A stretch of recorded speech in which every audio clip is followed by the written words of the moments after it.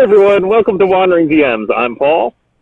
And I'm Dan, and on this very special episode of Wandering DMs, we have as a guest Mr. Peter Adkison, and we are so fortunate to have him. He is the founder of Wizards of the Coast.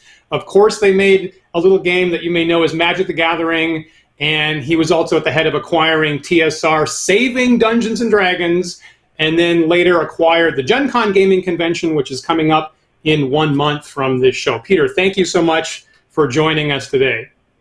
Oh, you're very welcome. Thank you for having me. It's a pleasure. Awesome. Now, one thing that we ought to point out to our viewers is that Paul, in classic, in traditional Wandering DM style, is actually wandering to a remote event this weekend for a Cthulhu camping convention somewhere in the wilds of New England. So his video feed looks a little different today. Paul, I'm so glad you managed to escape and join us for an hour on Sunday. Yeah. It's I felt very appropriate to be taking a little time out of a game convention here to talk to Peter. I'd love to compare notes about convention organization these days. So let's get into it, shall we? Yeah, totally. So I think, Peter, this is actually, if I'm counting right, I think this is maybe the 20th Gen Con that you've led in some way. I might be wrong. I might be off by a year or two on that. And of course, you've actually acquired Gen Con twice. Yeah. So I guess it kind of depends on whether you count the Wizards of the Coast. Yeah. So the convention I love so much, I acquired it twice. So when I was CEO at Wizards of the Coast, we acquired TSR. Yes, okay, Dungeons and Dragons was the big prize, but Gen Con was always the icing on the cake in that deal. Like, Gen Con too. That was very exciting. So that was in 1997. And so I was, involved in running Gen Con from 97 till I left the company in 2001 after selling to Hasbro. And then, of course, when I sold to Hasbro, I sold everything, all of that. And about a year after leaving, Hasbro decided, as I kind of predicted, that there was a few businesses within the Wizards of the Coast business that they didn't want to be involved with. Were off strategy for Hasbro's strategy. And so I had told them, hey, if there's anything you ever want to sell off, let me know, because depending on what it is, I might be interested. And they respected that enough to give me a call. And so when I learned Gen Con was for sale, I acquired it in 2002 and owned it ever since, and was really, really happy with that. That's great. I think one of the stories I think of your career, and I think that people that go into gaming need this, is it starts from a place that's really a love of the game, and then if you can find a way to make a business or a living out of it, that's even better. And obviously, you've succeeded better than anybody else at that particular item. Maybe Paul might talk more about this. He follows the convention scene a lot more closely than I do, but I think I know that the attendance to Gen Con was booming to its highest point ever right before the COVID pandemic. And then obviously you guys have had to regroup from that a lot. Maybe you can talk a little bit, and I think that the main thing that I think a lot of our viewers have on their minds is this is the first year that Gen Con's ever been in September, ever. Why has that happened, and what kind of COVID safety conversations or procedures have you guys put in place for this year? Right. So, well, actually, if you go back far enough, Gen Con, there was a period of years where Gen Con was positioned in late August. And I believe that it went into September a couple of those times. So but that's going back a long ways to do that. Yeah. But, yes, we reached a peak attendance, unique attendees at 68,000. That would have been 2 years ago, And then, of course, the pandemic hit, and there was no Gen Con in 2020. And this year we're having a Gen Con, and we're kind of positioning it as, we've been calling it a half Gen Con, right? So we think that this Gen Con will be at about half the size of what it was at its peak 2 years ago. And it's still very, right? You're talking about like nearly 30,000 people. And I've been going to Gen Con since the early 90s myself, and I think that's probably about how big it was in like 92, 93. Yeah, actually, it was. You have to go. It was even significantly smaller than 30,000 in 1993. It was more like high teens, actually, and it didn't hit 30,000 until well into the 2000s, maybe 2010 even, and then it grew. It just kind of inched up for a long time. Nice steady growth, and then. At about 10 years ago or so, it just hit like a hockey stick, which usually in a 50-year-old business you don't see unless they do something completely random. And it has grown really fast for the last few years. So, can you attribute that growth to anything? Well, I think yes. Just sort of the explosion of geek culture, the fact that there's just a lot more geeks, and geeks have become mainstream. So our culture now, playing these crazy games and dressing up in costumes and going out and do all the things that us geeks like to do, has gone from being off in the fringe to being a lot closer to mainstream. And I think there's a lot of contributing factors to that. Part of it's generational, as kids, these types of things tend to grow as children adopt these ideas and then become parents, and then they teach their children, and this has a compounding effect. You can point to lots of things like the Pokemon. I think as an industry we owe a lot to Pokemon. Of course, Pokemon owes back to Magic the Gathering in terms of having what is a tabletop game with a fair amount of complexity and strategy that was tied to a cartoon series that was in mass production, right? And then you have celebrities that have come forward and said, "Hey, I played D&D as a kid and still like it." Started with people like Ben Diesel and Stephen Colbert and a bunch of other people, and then Twitch and everything.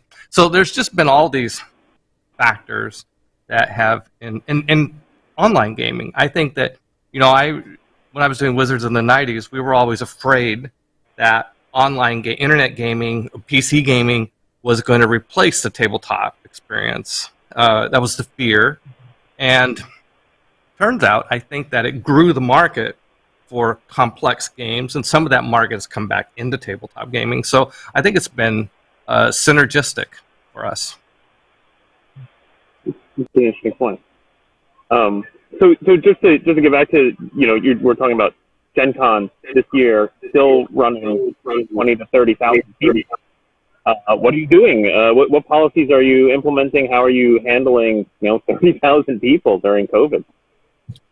Well, first I got to say right off the bat, these things are subject to change according, this is a continually evolving situation. So any statements we make about what policies will be in place are subject to change based on, City of Indianapolis, Marion County, state sort of thing. But the current trajectory is mandatory masks at all times, and at least all indoors. I don't know if you're on the way from A to B, maybe not, but I honestly don't know. At one point we had in place a policy where you could get a wristband if you proved that if you could show proof of vaccination. Okay. You could get a wristband that would allow you to participate without a mask. But because of the latest surge with Delta variant, we had to kind of walk that back. So that's where we're at now. Okay. Yeah, I've talked to some other folks. I'm on the board of a small game convention, Rising Phoenix Game Con, that's supposed to start up here around April 22. And that's a topic frequently is like, do we require vaccination or not? How do we even enforce that? What does that mean? I mean, even just showing the card, it's a piece of paper. Like it seems incredibly easy to fake, right? And what do you do if you see one, if we have someone working a door who sees one and thinks it's fake? Yeah. I mean that's exactly. Yeah. I think everybody. I have a bunch of friends who run conventions like Luke Gygax and Alex Kammer and people, and we're all going through the same questioning. We're all looking at this, the same sort of way as and what's the future? We don't know, right? So it's about trying to figure out what's the best practice. How do we sort of thread this needle, and hopefully we do it right. Are you doing anything? Sorry, I'm curious if you're doing anything. You talked about having missed a Gen Con, but there was sort of a virtual convention, right, of sorts, last year. we ran some panels from Wandering DMs as part of that, and I'm just curious, like, are you bringing anything from that forward, or what was your experience like in general of doing virtual events? Yeah, so that was the COVID gift. There's the lemons to lemonade. I think we all have personal stories and business stories of good things that came. Obviously, the pandemic is horrible, and it's horrible it's not over, of course. But it's human nature to learn from these things, and to find things that it changes your perspective on things. And online conventioning was something. So yes, in 2020.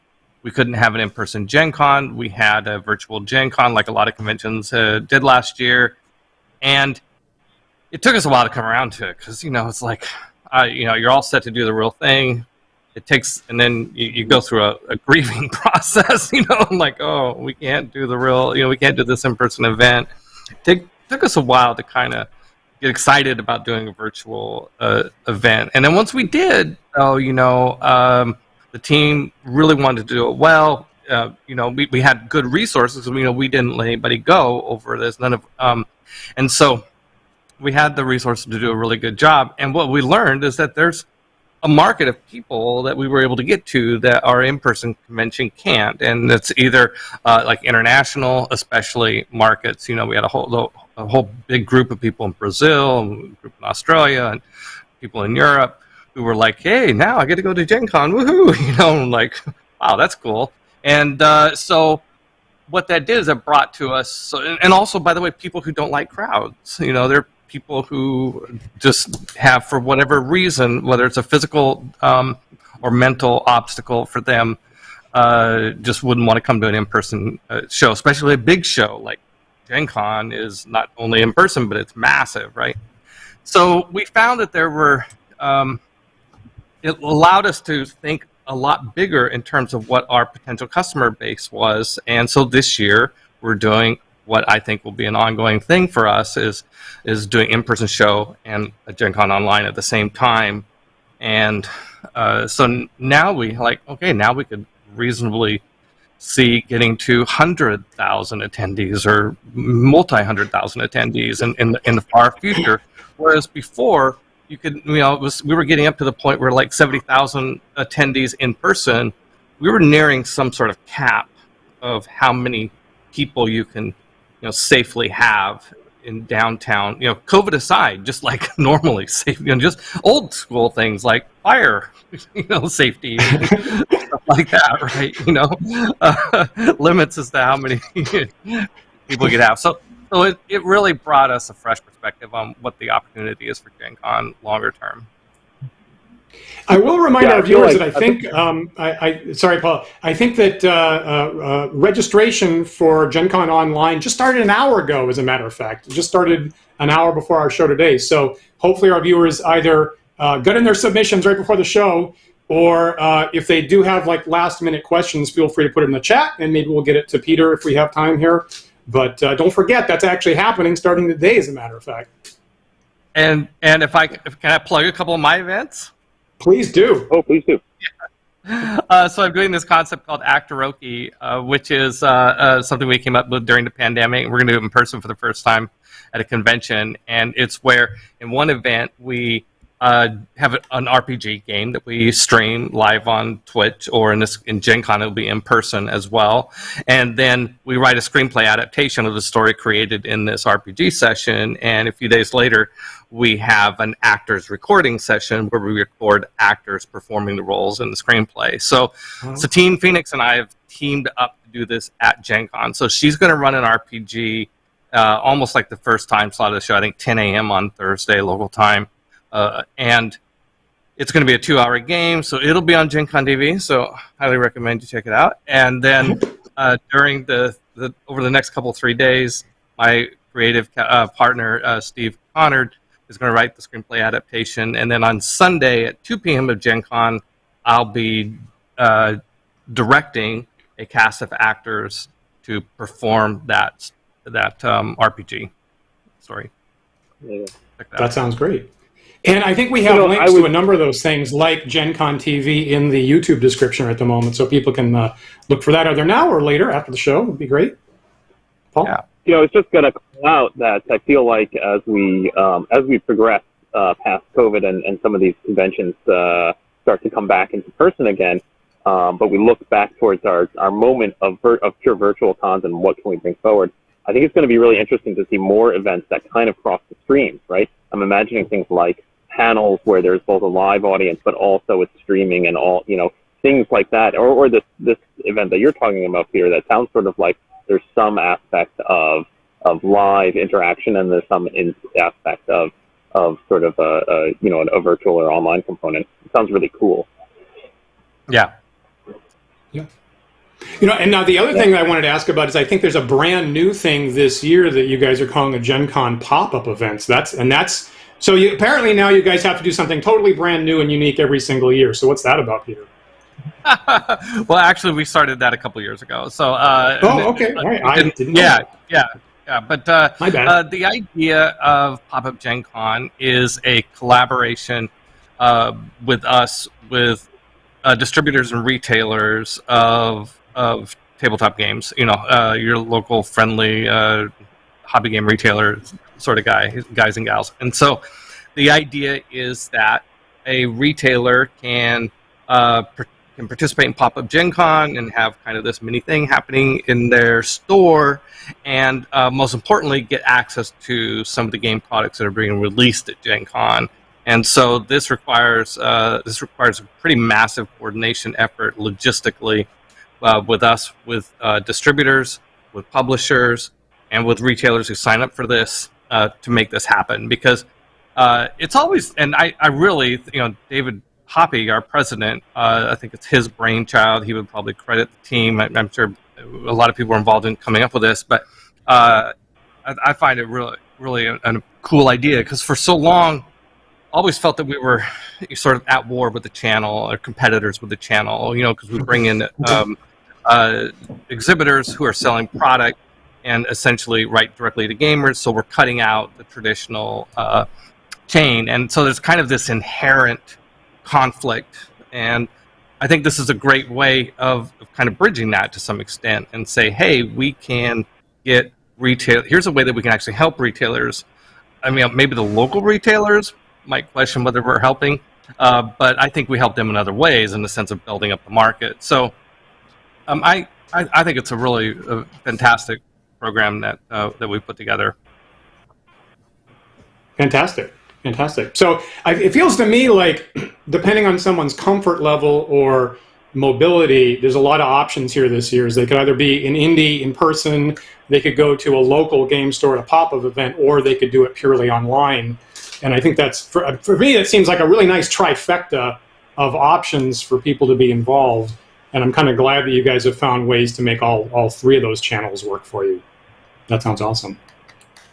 Yeah, thank you. I think we see ourselves, Gen Con, as really, bringing people together to play games. And the more that we can help make that happen elsewhere, being a convention, one of the advantages of being a convention is that we're somewhat agnostic in terms of game companies and particular types of games. We don't publish games, so we don't have some sort of vested interest in one game or another. And so, we just want to feature all the games that people want to play, and our registration system, which is really kind of a little bit of the secret sauce for Gen Con in terms of something that we've invested in the technology over years and years. We can use that to help gamers come together, and maybe outside of Gen Con, maybe in the like the pop-up Gen Con events and this sort of thing. Now I know that Paul has worked on technology for a obviously much smaller scale for house cons and the Rising Phoenix convention he's working on. And so, at least in my personal circle, Paul is certainly the technical registration expert. So I don't know if, Paul, you have any outstanding questions or comments about the Gen Con registration that Peter was just telling us about. I guess I'm curious. The major issue I generally see these days in convention registration, right, is we sort of, as we moved into a technological answer away from like paper forms and whatnot, things became so much more instantaneous that we've gotten to this point where there's this rush, this crunch moment of, okay, the servers are on, everyone go, go, go. and then things rapidly sell out within an hour, and people are swearing at their browsers and hitting refresh over and over again. And I'm curious if that's a thing you've thought about at all, or if you have any interesting ideas that you've thought of for addressing that sort of that hurry up and wait and that moment, that crunch moment of hitting the registration site at a specific time and day. I'm sure really smart people in my company are working on that. It's funny because I'm going to kind of shimmy out of this question and say, I acknowledge the issue. It's part of it's a supply demand. There's just always been a high demand for some of the events, and having quality events. I mean, technology can help here, and we can try and fix waiting lines somehow. There's different things we can try and do, but I think the fundamental issue is that there's going to be, if Ed Greenwood says I'm going to show up and run a D&D game in Forgotten Realms and I can sell 5 tickets, how do you stop the fact that there's 1,000 people that would want one of those 5 tickets, right? But I have a theory, though, that sort of technology kind of invented the problem, or at least the emotional response we have to the problem, right? Because I remember back in the day attending Gen Con in the early 90s where I would get a book, a magazine, and I would fill out forms, and I would write down, I want to play in this game, and if not, here's my second choice and my third choice and whatever, and I'd send it out, and then I would just wait, and then I'd get back in the mail a bunch of tickets. And I'm sure that there was some poor person on the other side of that who had, piles of forms, had to manually sift through that, and I'm sure it was a nightmare for that person. but at least for me as a registrant, it was relatively calm and relaxed. And now I feel like technology has created this situation where, because everything's so instantaneous, that it's much more frustrating. Yes, you're right that the supply and that's fair. That's fair. Maybe there's something we should do. I don't know. I also remember those forums that were in Dragon Magazine. I remember them from when in the late '80s when I was really wanted to go to Gen Con someday, but didn't have money because I live in Seattle, and I was poor. I used to fill out those forms too. I just wouldn't mail them in. I would go through the program in Dragon Magazine, fill it out. It was like a little fantasy of like, if I could go to Gen Con, here's what I would do. And and then the tickets were available. There was a big pegboard behind registration at Gen Con back in Milwaukee days. This huge pegboard with all these little pieces, and all the pegs were different events, and the events would just be on a nail over that. And it worked pretty good, except one year the pegboard fell over. And but anyway, yeah. I've got. I will say. So I feel like that was a fairly hardball question from Paul. So Paul's come with the hardball questions today. I will say that one of our current viewers, Marion McBride, is complimenting one thing that Gen Con does. Says one of the things Gen Con does is constantly contact companies that run events with unserved demand to encourage them to run more events. So that is a good thing that you guys are doing, definitely. Well, that's great, and thank you, Marion, for coming to my rescue there. So Marion knows a lot more, has a lot more information about this particular question than I do, getting down into the guts of how we register. So, I would listen to her. Awesome. And I got this is interesting. So we actually have we have Super Chat running for the first time this week. Actually, we didn't even tell anybody about it. But Joe the lawyer, thank you so much, Joe. Really wanted to, and I was gonna talk to Peter later about this in the show. Actually, really wanted to thank you personally for the open gaming license, and without that, the OSR probably wouldn't exist. And I totally agree with Joe the lawyer about that. Actually, so maybe we'll talk about that a little bit later. Great point. Thank you for Joe that. So before we get off the Gen Con issues, I did have one hard question of my own, Peter, and that's this. The writer, R.A. Salvatore, is a good friend of the show, and we're hoping to have him back again in a couple weeks or something like that, hopefully. I think you know Mr. Salvatore. And I noticed that he was scheduled. he was scheduled to be the guest of honor at Gen Con 2020, and then that didn't actually happen. And so my question is, what are you doing to make that up to Mr. Salvatore? I'm going to sidestep that one too. I have no idea. I'll just be honest. Maybe Marion knows. I have no idea. I think the whole guest of honor is, everything kind of fell apart, of course, in 2020. And I think for this year, I'm not sure. Yeah, I just don't know. Sorry. Okay. All right. Well, hopefully we'll have Mr. Salvatore on in a couple of weeks. We'll ask his impression and feelings about that, and we'll get it from his end, I hope, and hopefully that'll inform us on both sides there. Great. Yeah, let me know what he says. Yeah. I'll do that. Yeah, it was very disappointing when we couldn't have Gen Con last year and Bob there. Bob and I go way back. I helped him get back into working on TSR novels.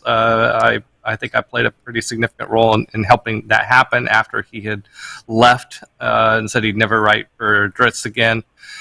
And so I'm really proud of that. And we kept trying to organize him being at Gen Con, but to also tie it into books that he was doing and so on and so forth. And it turned out to be kind of a surprisingly difficult thing to make happen. And eventually it did. All the stars aligned, and we had it all set up. Bob was going to be there in 2020, and then COVID, and so we got to go back to the drawing board on that one, see what we can figure out. Classic luck for types like us. And of course, our viewers should know that I'm kind of joking because Peter, of course, is completely correct. As we knew that he's been instrumental in Bob's participation in D&D gaming. With his books. Am I making the echo here, or is that on somebody else's end? I'm getting echo my voice. Are you guys hearing that? I'm hearing it as well, Dan. I'm not sure what's causing it. Okay. All right. I'm gonna modify my end here a little bit. Sorry about that, everybody. Okay, so I do want to transition to and we pitch our show, of course, as we like to talk about old school subjects and how that connects to things that are happening today. So obviously Gen Con, the online registration is happening today, good enough. But I would really kick myself if I didn't take the opportunity to ask Peter a couple things about the moment where basically you say Dungeons and Dragons. So there's a point in the late 90s, and obviously, Peter, you founded Wizards of the Coast, and you were helmsman for Magic the Gathering initially, and the Pokemon card game. And then, to my understanding, your original college degree is in computer science. Am I right about that? Yep, that's right. And some of our viewers will know that Paul and I met. We met each other when we were computer programmers working in video games in the late 90s. So sure. 95, 96, 97, something like that. And at the time, Paul and I were working at a small company in Boston making video games that specialized in online collectible card games with a digital property technology component. And our company pitched to Wizards of the Coast to maybe make Magic the Gathering online. And we came in second to a company called Leaping Lizard. And so my question, Peter, that I've been waiting for 22 years to ask is, why didn't you pick Paul and me to make Magic the Gathering online? I mean, we're nice guys. What's up with that?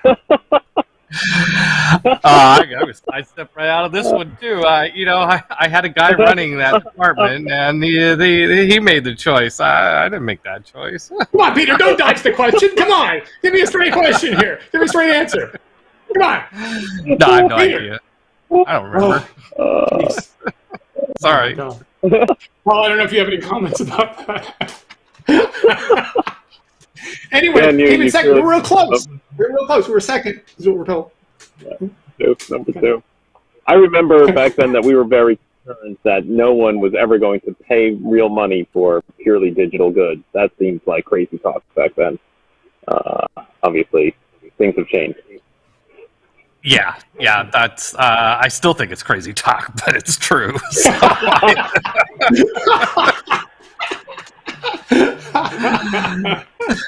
Yeah. Right. But in all seriousness, we were talking about stuff online. We were talking to Sean Reynolds the end of last year, and he was very much, point man, obviously, for Mr. Online at TSR in the 90s. And he was reminding us about the enormous switch, right before you came in. TSR was immensely hostile to people sharing their D&D creations on the internet. And then you came in, acquired TSR, and in my view, had the single biggest radical cultural change of all time. Pivoted in the other direction about that. And as Joe the Lawyer reminded us about, around 2000, Wizards with 3rd edition D&D came out with the open gaming license. I totally agree. Spawned the whole indie RPG development. Spawned what we call the old school Renaissance at this time. How much was that your idea coming in? How much had you had an idea like that to open it up? Well, I certainly wanted to, give people and players permission to post stuff. Just like the type of stuff that was already happening in terms of like people posting their house rules and people posting stuff about their campaigns and D&D stuff. The type of stuff that TSR wasn't in favor of before. But there's a big step from that to what really the whole D20 open gaming license, and I think that that was not my idea. That was a Ryan Dancy idea, or his team. If he was here, he might have better insight into exactly who came up with the idea. But he championed that idea within WOTC.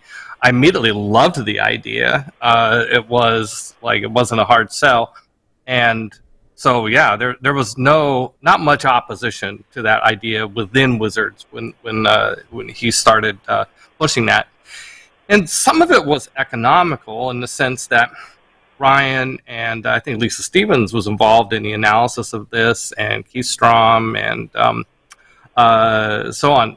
The sort of figuring out financially that a lot of these campaign settings were segregating the TSR, the Dungeons and Dragons market, into smaller and smaller groups, and that the campaign settings were effectively competing against each other. It wasn't that attractive of a market, except for like maybe like once in a while a big single campaign setting sort of book. And so by making it an open license to some extent, effectively Wizards was able to sort of farm out the less profitable part of the business, less profitable to Wizards, and because there's also this thing about companies at different size are profitable at different types of activities, and so Wizards was of the size that small game products, when you tack on sort of the corporate overhead of doing a small game that might only do a few thousand pieces, or book that might only do a couple thousand units. These businesses were not profitable businesses for Wizards, but they could be profitable for a small RPG company that didn't have the same level of overhead and so on and so forth.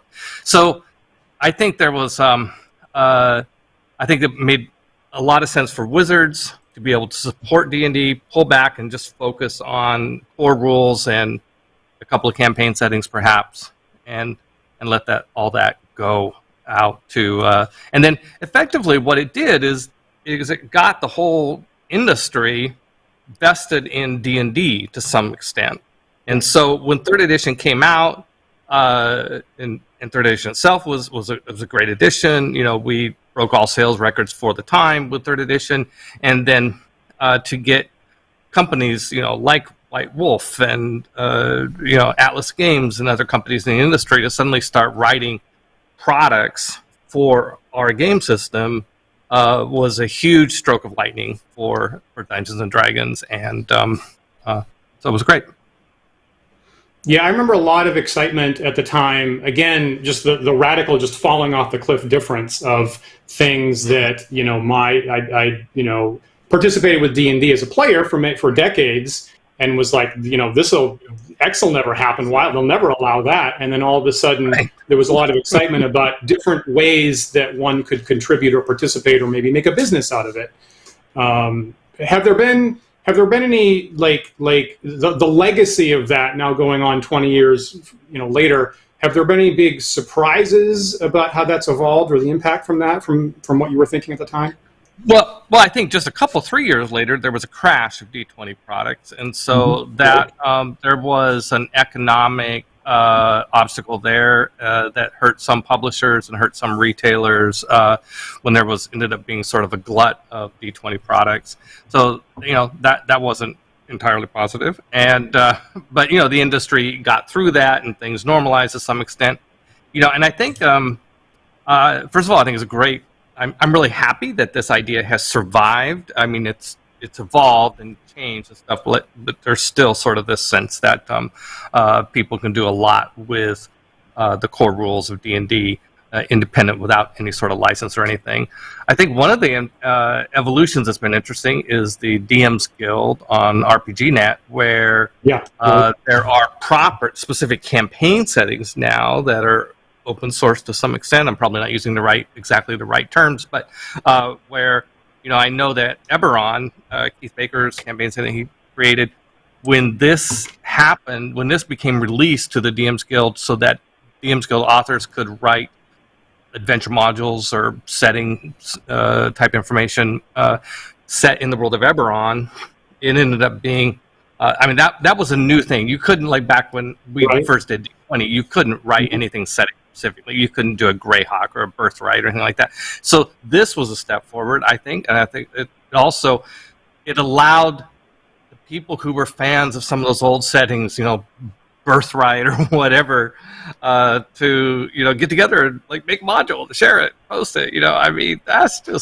That's awesome. I'm so glad that happened. I am still not going to get over that. Frankly, we mentioned the digital property that all three of us are not going to get over, and the being able to use D&D intellectual property like the campaign settings. I don't think I'm ever going to get over that. We had one comment here that I've got to get on screen here. And that's from Joe the Lawyer again. Thank you so much for that super chat, Joe. And he said, I battled the TSR online reps. This is before Peter came into the picture. I battled the TSR online rep for a long time over their tyrannical online policies. I even suggested a license, so I kind of think the OGL is really thanks to me. It was really my idea. So, Joe, if that's the case, if that was the case, thank you for... giving feedback, right? Because we were all frustrated at the time, frankly, and not all of us even had the time to do that. So thanks for reminding us about that, Joe. That's a great observation. And thanks for the super chat, of course. Let's see here. I have a lot of... So I'm running a show today, and sorry, Dad. I have a lot of windows that I'm... The OGL, I point out, one of the interesting outputs of the OGL, for me, of course, was the enabling the retro clones and sort of the rebirth of old school gaming. I'm curious, Peter, if you have any insights into that, or any thoughts on how it came to pass? I missed a little bit of that. Sorry. Oh, I'm sorry. Sorry, am I cutting out? I was just pointing out that the OGL, I think, was instrumental in kind of the rebirth of the old school. That a lot of old products, when the older editions were out of print, were enabled to come to market due to the OGL. Yeah, I do remember. I don't know when this really fully became integrated with how D&D was managed, but I certainly remember in the late 90s, there was kind of this transition at some point from, okay, we come out with a new edition, now we got to move everything to that edition and move our player base to that edition and so forth. And, I think that's what we tried to do with third. And towards sort of, hey, somebody wants to play AD&D or second edition D&D, we should support them a little bit. We should try and figure out ways that we can support. We're just happy you're playing D&D, right? Play whatever edition you like. And so I think that there was a mind shift around that that happened just kind of around the turn of the century. Yeah. So another thing that added so much over the years to our hobby, and I really got to thank you, Peter, for. I mean, at some point you had to say it was okay, right? I mean, the prior management of TSR would have never let the OGL see the light of day. So, thank you for seeing the wisdom of that, and it makes a lot of sense. Makes a lot of sense now, certainly. Yeah, I'm really glad I was, sober that day, and thought, yeah, that's a good idea. But you're involved in so many things. I could talk to you all day, but the other thing I really got to talk to you about is, obviously, like many of us, you got into this whole business and hobby from a love of the game, and you started off. You've designed your own war game and self-published that years back, and you've designed your own role-playing game that actually connected to other role-playing games and sort of a preview of the OGL, as a matter of fact.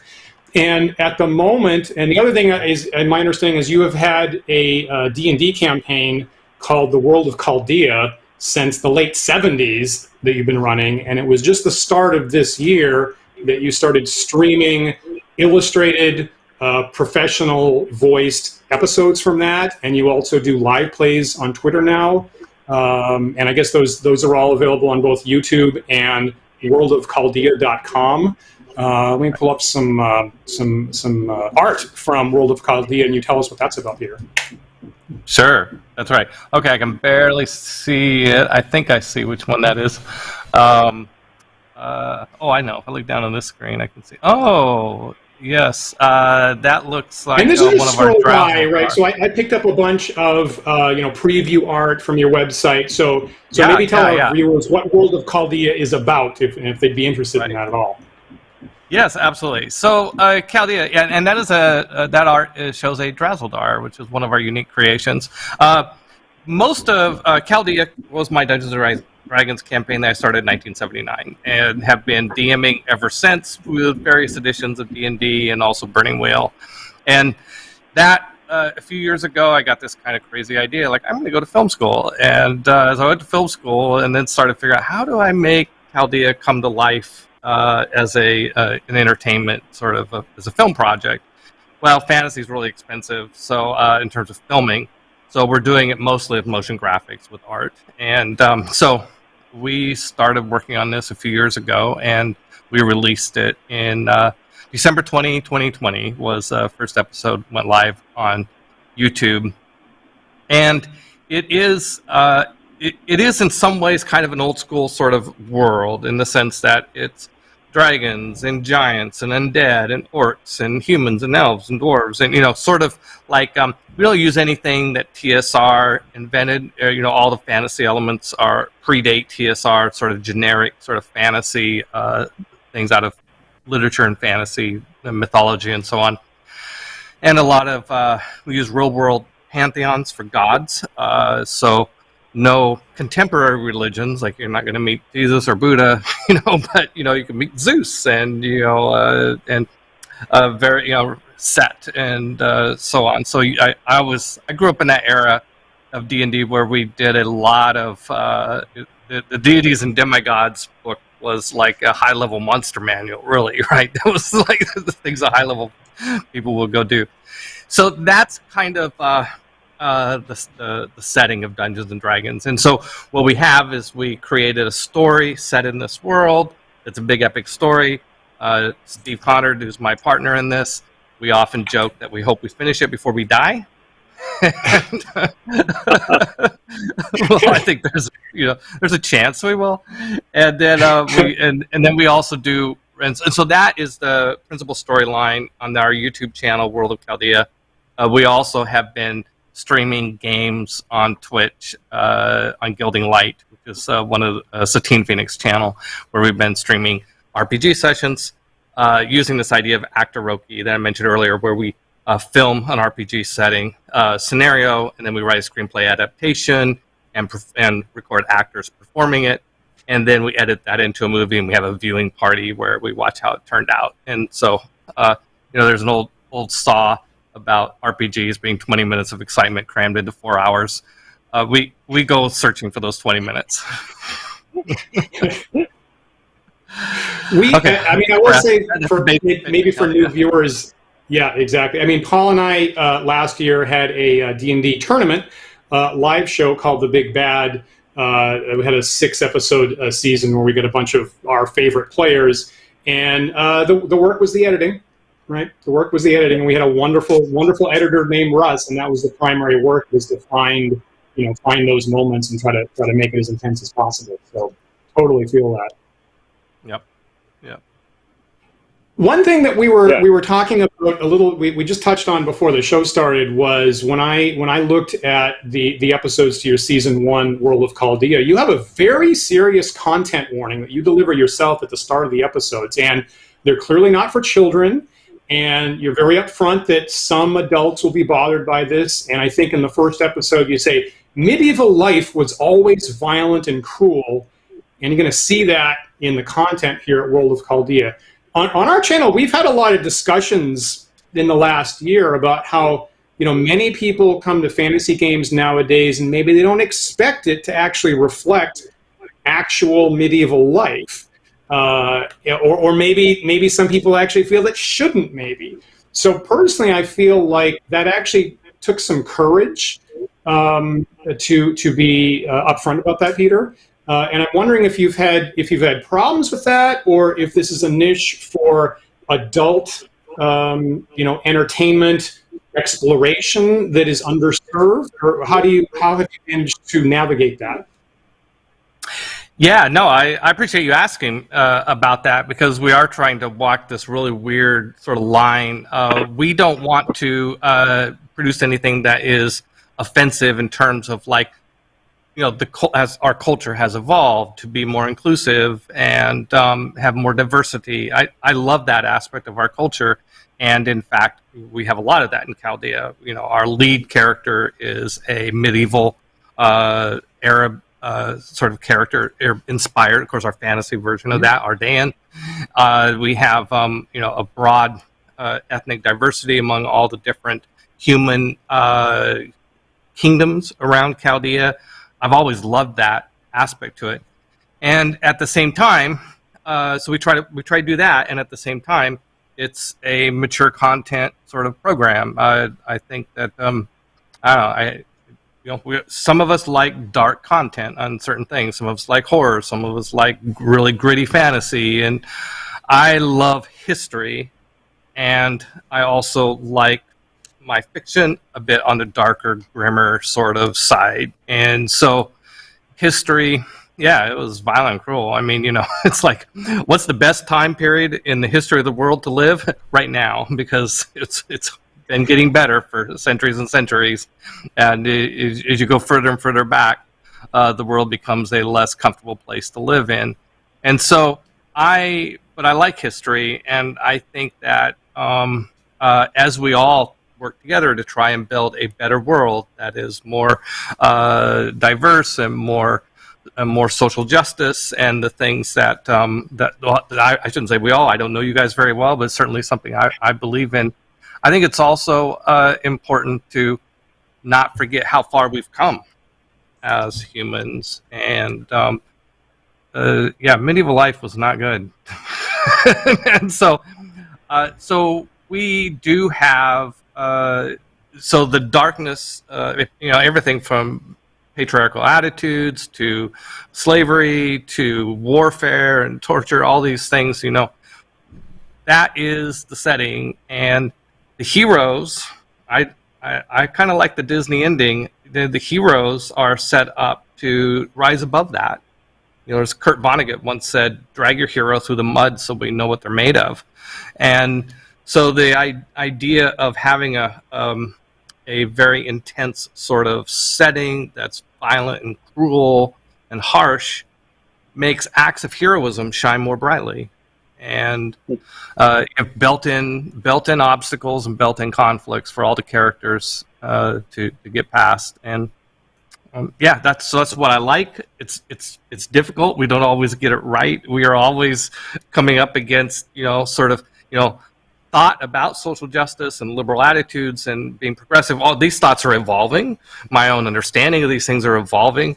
There are certainly times when I kind of got in a corner, like, oh wow, how do I address this how do I apply this idea to my stories? Like when I think a good example that's pretty contemporary, a couple years ago, there was this article about orcs that was written about how some of the unfortunate decisions about how they were designed.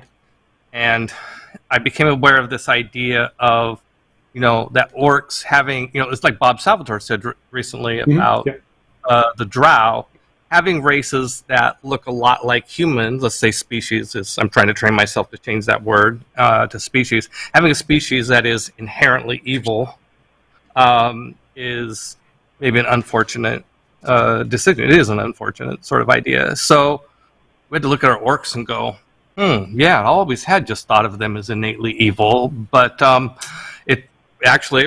solution for us was really easy to sort of retroactively figure out a new vision of orcs. These orcs are all ruled over by a dragon, and so we came up with the idea that this dragon who's evil. It's okay to have a dragon that's evil. The dragon is evil. He has been manipulating the orcs to be evil through the way this really brutal sort of breeding program and warfare from the earliest stages of their life. And so doing things like this to try and bridge, to walk this line between having us as individuals having progressive values, but at the same time wanting to write stories that are pretty dark. Yeah. Personally, I think that's well put. I'm kind of guessing, there's not just one article that's ever been written about analyzing orcs in RPGs, obviously. Now, certainly one that's of note was written by Mr. James Mendez Hodes, and we actually had him on last season to share his insights with us, actually, in this exact topic, and so we're thankful to him for appearing, and it's really fascinating that a campaign that's been run since the 70s, that someone such as yourself has sat down and thought really deeply based on those analyses, and that's a really fascinating connection that it continues to evolve today. Yeah, that's the article I was referring to. I apologize that I got his name. I remember Mendez, but I think that's his middle name. I didn't name. Yeah, right. Yeah. Right, Paul. I don't know if you have any thoughts on that issue. I know that you've been thinking about similar stuff lately. I'm actually curious, just in general, like how the sort of the creative flow for this show, right? Where you obviously have content created ahead of time but then is presented to players, and players influence that. So there's some creative input there from the players of the game, and then of course it has to go through the whole process of then rewriting it into a script that's then recorded. So I'm kind of curious, like, what your process is like for I assume you have to have these talks, right, with the cast and crew, or just the players of the game to say, this is what we're after, right? Well, I try to give the players as much agency as possible. To me, it's just like I do know that a lot of streamers, that have these shows very scripted, and the players kind of follow the script, and I just can't DM that way, So I'll create. We don't know where the players are going to go when we're doing karaoke. So I do have my buddy Steve Connard, who's my co-Caldea, pretty much everything. So he's lined up. So our process is I run a game. We have some ideas, of course, going into the game. It's not like I'm just ad-libbing the game, but it's like, okay, maybe I kind of ended up DMing by sort of a pick a path sort of model, like in your head, like, okay, they're here, here's a couple of different options. They might decide to do something completely different, and then at different points they might go left or right. And so you can kind of anticipate what some of the likely scenarios will be.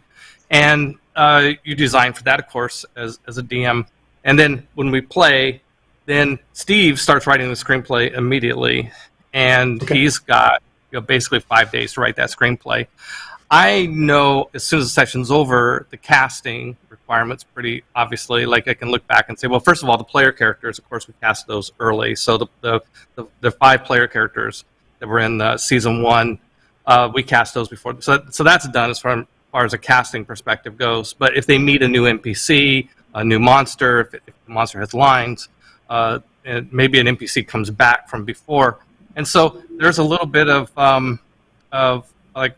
hustle to get those actors lined up. And in a couple of cases, we've had an NPC coming back where the actor's not available, and so we have to work around that somewhere. Like I'll record maybe that actor separately, so maybe the actor session of Actor-Oki won't be 100% of the performances. So we give ourselves permission to do some of that. And so he's got 5 days to write the script. So the next show, let's say we've been doing on Thursday nights. So by Tuesday night, he gets me the script, and then I do a script breakdown. I give a chance to do a pass on it, and then I send it all to the actors on Wednesday. So the actors only have a day in the script for a little over 24 hours, like 30 hours. And also, what's really made it challenging in terms of process is that performing on Zoom, like here I'm looking at the lens to communicate with you, but my screen's down there. If I had a script, I'd be looking like this if I was reading the script live, right? And then looking back to the screen. So it's, I've had to tell the actors after I cast them, oh, by the way, you guys need to be off book. You need to have your lines memorized as close as possible. So that's that's been a bit of pressure on the actor, but the actors, they'll work on it, and we get through, and then we have a week to edit it, and I think mainly we just don't set the quality bar too high. It's just like these fast turnarounds. If we've sort of given ourselves permission to say, hey, quality doesn't have to be everything here.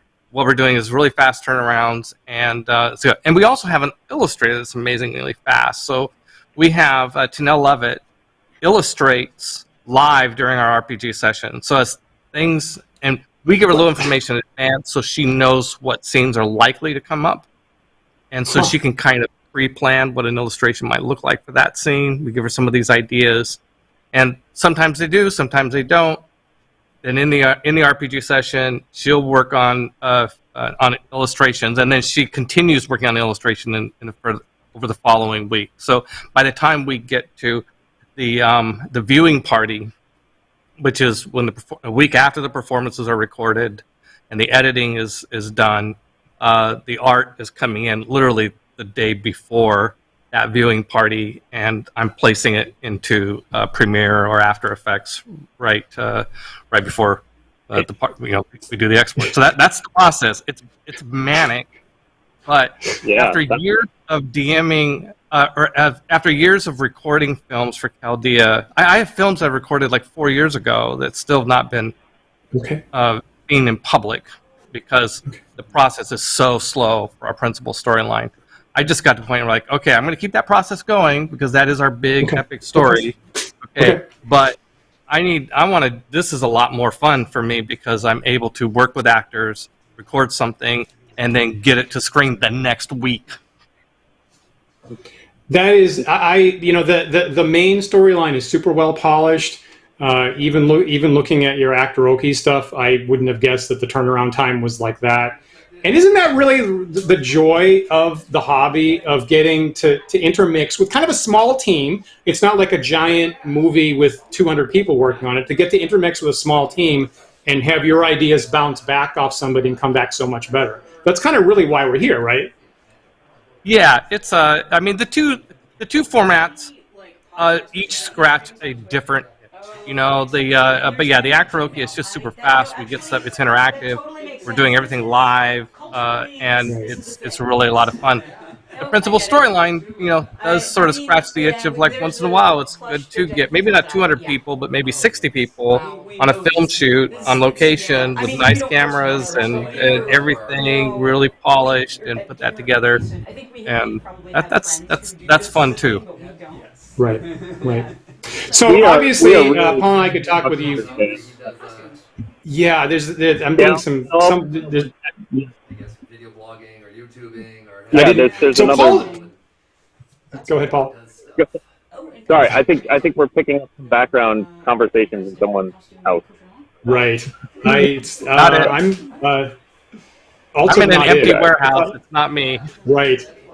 I'm also in an empty. Anyway, so regardless of the fact, so we could talk. I kind of want to talk to Peter all day, but we're up against our time, as a matter of fact. Peter, is there anything else that you wanted to share with our viewers today about either Gen Con or D&D and the OGL or World of Chaldea that we didn't get to yet?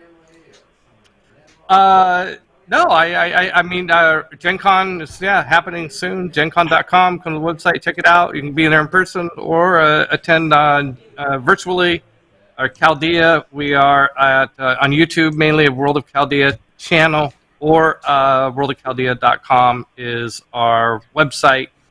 And I did want to double down on what you mentioned about serious content warnings, because we do have mature content. It's been edited. Our YouTube videos have been edited to comply with YouTube's content standards. But I think that it's really important. Obviously, it is really important to have content warning. We have content warnings in the front of our videos that have mature content. Also on the YouTube description, there's content warnings there, and on our website, there's a gate to go through to access anything on the website, and then we have content warnings there too. So, yeah. Great. And, I will say I had to carefully curate the art that we were showing here, as a matter of fact. Some of the art is challenging, and I was impressed, and I thought it took some courage for that. So do keep that in mind. It's definitely an adult topic. We have links to everything that Peter mentioned in the archive to our show on YouTube, so please click right through there. And we hope that you'll visit that great work that Peter's been doing. So I think that about wraps it up for our interview with Peter today. That has just gone by like that. If you viewers have any thoughts you'd like to share with us later on, please leave it in the comment section on the YouTube later on. And if you're new to the show, remember that you can like and follow and subscribe to us, the Wandering DMs, on YouTube and Twitch and Twitter and Facebook. And also GitHub, if you're a computer science person, we are also there. And we do have the handle Wandering DMs on all of those sites, so look for us there. If you prefer to listen to our show in audio-only podcast format, you can get those at our website at wanderingdms.com. You can also find us on various carriers such as Google Podcasts, iTunes, Spotify. If you are listening to us on one of those sites, please take a moment to rate and review us there. That helps other users of that site find our show, and we really appreciate it. We really do.